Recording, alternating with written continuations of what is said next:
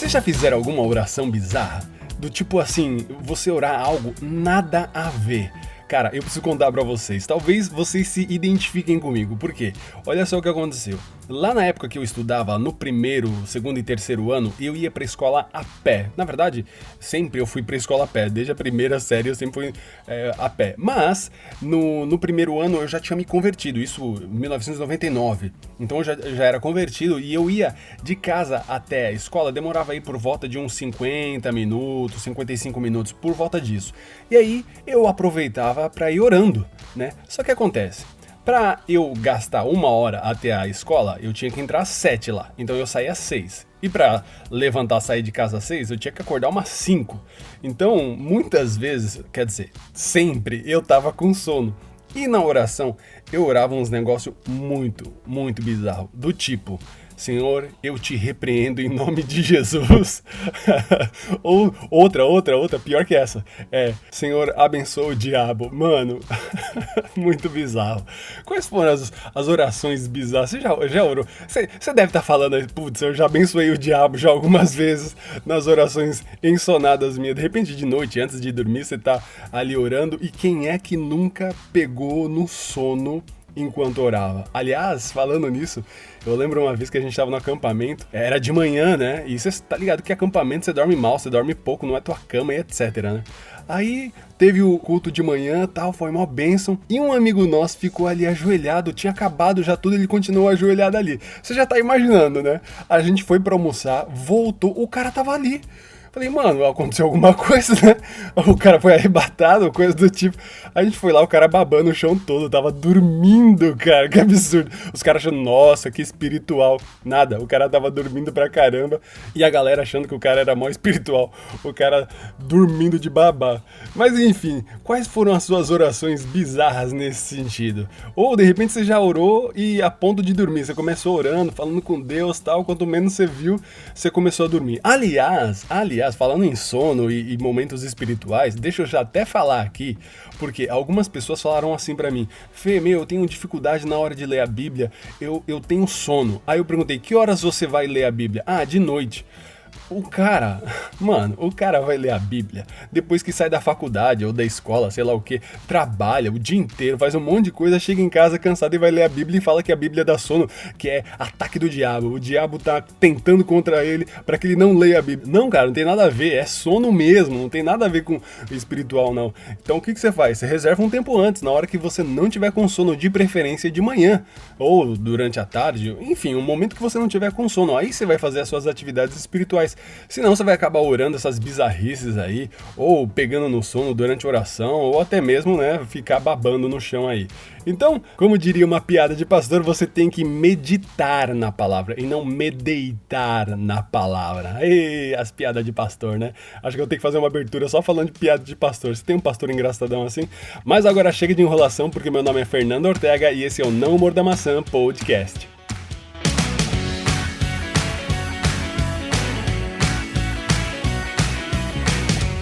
Você já experimentou tirar as letras O e R da palavra oração? Pois é.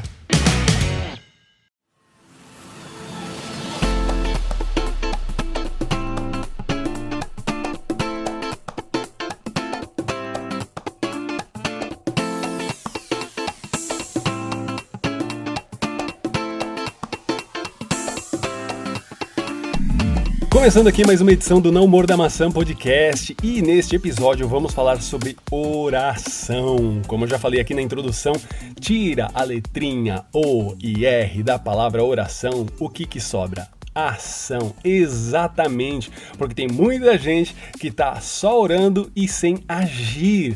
Ah, Fê, mas Deus é quem faz as coisas, sim, mas tem a sua parte. O que você tem feito para contribuir com aquilo que você espera do Senhor? Vamos falar sobre isso e para começar já vamos em João capítulo 11. Lá você vai ver a história de Lázaro. A história de Lázaro você manja, né? Ali ele foi morto, Jesus chegou lá e restou. Então basicamente a família lá entrou em desespero, desespero, Marta e Maria entraram em desespero porque morreram, eram amigos próximos de Jesus, eles clamam por Jesus, Jesus estava em outro lugar e aí ele se demora um pouco para chegar até eles e aí inclusive ele fala que essa enfermidade é para manifestar a glória de Deus. E quando Jesus chegou lá, ainda Marta chega para ele, ô mestre, se você tivesse chegado antes, daria tempo e não sei o que e tal. Enfim, Marta, né? Marta é fogo, né? O outro episódio a gente vai falar dela ainda. Mas, seguindo o jogo aqui, eu quero aqui trazer, levantar o versículo 39 de João 11, onde Jesus, ele fala assim, tirem a pedra. Aí Marta e Maria falam assim, Senhor, ele já cheira mal, pois já fazem 4 dias que está morto. Então, eles estavam preocupados ali com o Lázaro fedendo, mas Jesus, ele só deu uma ordem. Tira a pedra. E é exatamente sobre isso que a gente vai falar aqui. Porque depois que o pessoal tirou a pedra dali, o que aconteceu? Jesus pega e fala, Lázaro, venha para fora. E o que aconteceu? Sai lá a múmia. Sai lá Lázaro, todo enfaixado, ressurreto. Eu quero me atentar a esses 2 pontos. Ponto número 1, Jesus fala, tira a pedra. Aí o pessoal vai lá e tira aquela pedra e cá entre nós, aquela pedra não era qualquer uma. Precisava de muitas pessoas, precisava de muito esforço físico, muito trabalho ali de músculos em conjuntos para que a pedra fosse retirada. E ponto número 2, Jesus então faz o milagre. Então só depois que a pedra é removida é que Jesus faz o milagre. E o que isso tem a ver com a gente? Tem muito a ver, porque todos nós temos petições ao Senhor, né? A gente tem se livrar dos pecados e coisas do tipo, mas a gente sonha, a gente tem os nossos planos e tudo mais. Inclusive, falei um pouco a respeito disso no podcast anterior, mas você tem aí os seus desejos, aquilo que você espera do Senhor, o seu chamado, aquilo que Deus tem falado com você. Então, todos nós temos algumas petições, né? E às vezes cá entre nós parece que Jesus ele dá uma atrasada, não parece?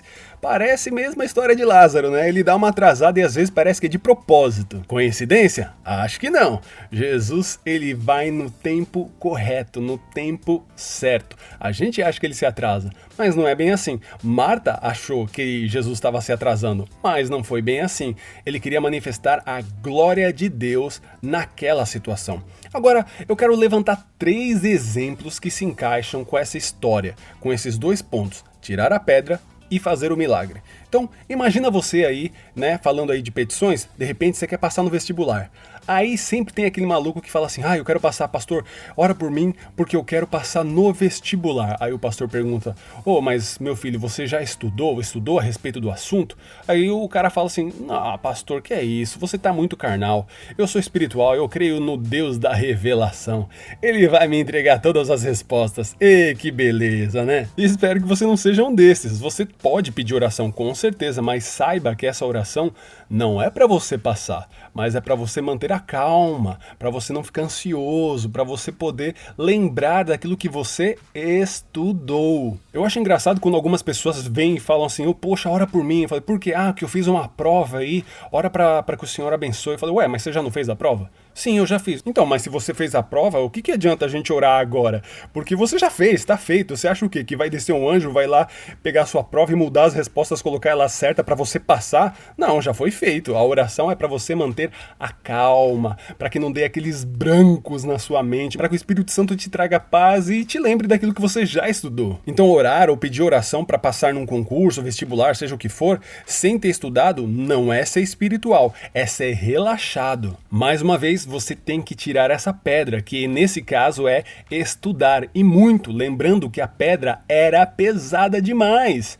E aí talvez você precise de ajuda para estudar, assim como aquelas pessoas precisaram de ajuda para remover a pedra, sacou? Exemplo 2, Jesus, me dá um emprego. E aí você fica de boa em casa, esperando as coisas acontecer, esperando o dono de uma empresa bater na tua porta e falar, olá, tudo bom? Eu tava passando aqui e o Espírito Santo me trouxe aqui pra te contratar. Você acha que isso vai acontecer? Não, né, mano? Deus tem poder pra fazer isso? Todo poder. Pode acontecer? Pode, mas geralmente não é assim que Deus age. Você tem que fazer a sua parte. Você tem que se comprometer em melhorar aquilo que você já sabe. E claro, também fazer o quê? Sair às ruas, mandar currículos, conversar com pessoas, ou seja, tirar a pedra. Nossa, mas é muito difícil no nosso país, o emprego. É exatamente aí que está, de fato, o milagre, né? Porque você primeiro tira a pedra, e aí, no tempo de Deus, e não no nosso, ele vem e faz esse milagre. E o terceiro exemplo é para você que tá namorando, tá pensando em casar, mas olha pro bolso e não tem grana. Ai meu Deus, eu quero casar, mas não tenho dinheiro, o que eu faço da minha vida? Aí você ora, mas e aí? E ação?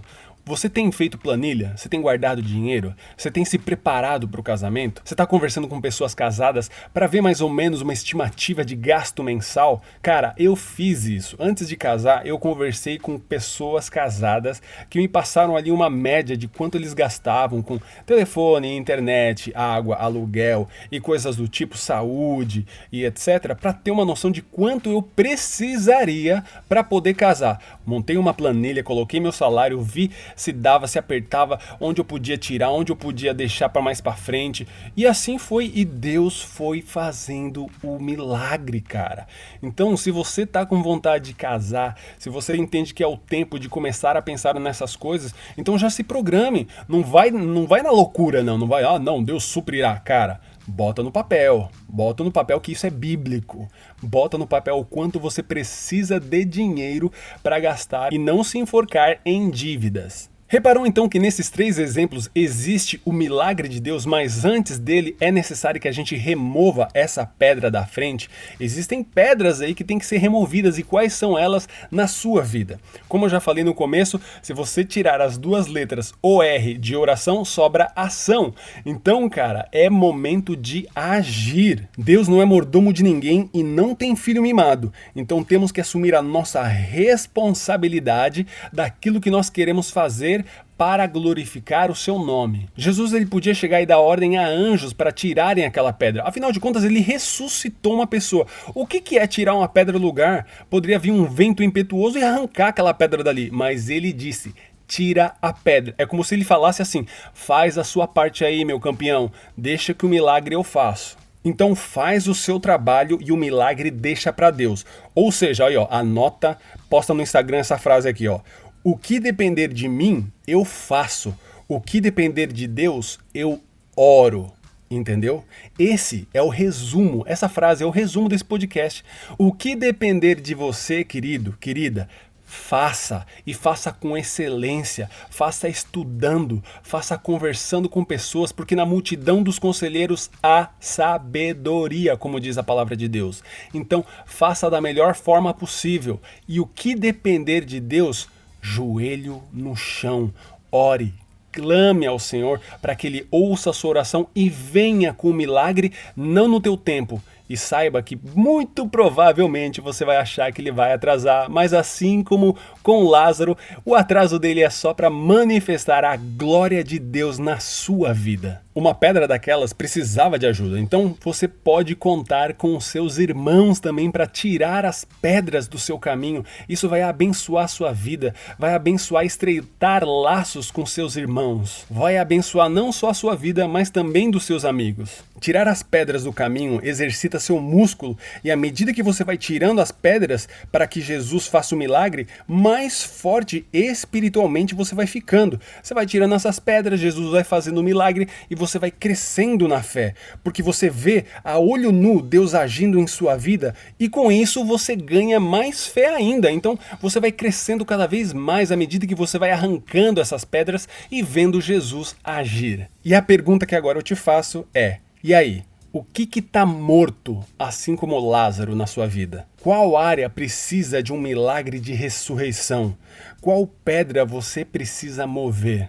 Pensa nessas coisas. Onde você tem que agir e orar, clamar para que o Senhor faça esse milagre. Pense a respeito dessas coisas e, juntamente com esses pensamentos, medite em 2 textos, maravilhosos. Anota aí, João, capítulo 15, verso 7. Nós já até falamos a respeito disso em um outro podcast, mas medita nesse texto aí. É importante você meditar no 15 completo, mas dá uma olhadinha com atenção no versículo 7. João 15, verso 7. Medita, hein? E o segundo texto é Tiago, capítulo 4, de 1 até 3. Medita nesses dois textos. Com certeza você vai ser edificado ao ler e meditar, pensar a respeito desses dois textos, comparando-os com a sua vida. Então medita, ora e sabe mais o que? Compartilha com seu irmão se você foi edificado com esse podcast. Eu sempre fico muito feliz com o feedback de vocês. Essa semana eu recebi muitos comentários a respeito do último podcast. Teve gente que chorou, assim como eu também chorei. Glória a Deus, fico muito feliz que o podcast, todo esse trabalho aqui, tenha edificado a sua vida. Isso alegra muito, muito, muito mesmo o meu coração. Você sabe que também você pode mandar aí o seu assunto, algum tema que você queira ver aqui nos podcasts. É só ir lá no nosso Instagram, lá do Não Morda Maçã, do Ministério Não Morda Maçã, que é o @nãomordamaca, sem acento e cedilha, ou no meu pessoal mesmo, é o @Fernando Ortega, com um O só, que liga o Fernando do Ortega. Bota um O só e já era. Como eu sempre falo aqui, é só jogar na busca que você encontra. Beleza? Muito obrigado por ouvir até aqui. Nos vemos no episódio da semana que vem. Deus te abençoe e tchau, tchau.